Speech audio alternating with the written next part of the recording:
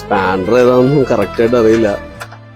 ഒരുമാതിരിപ്പെട്ട എല്ലാ ടൂളും നമ്മുടെ കയ്യിൽ ഉള്ളത് കൊണ്ട് എല്ലാം എടുത്ത് കയ്യിൽ വെച്ചോളൂ. എന്തായാലും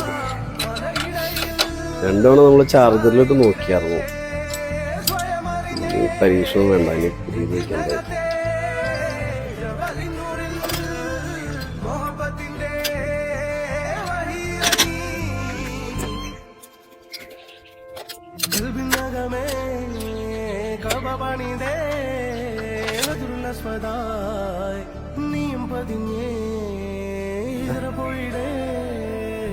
അങ്ങനെ ഫൈനലി നമ്മുടെ ജിംനിയുടെ ബാറ്ററി ഏകദേശം തീരുമാനമായിട്ടുണ്ട്.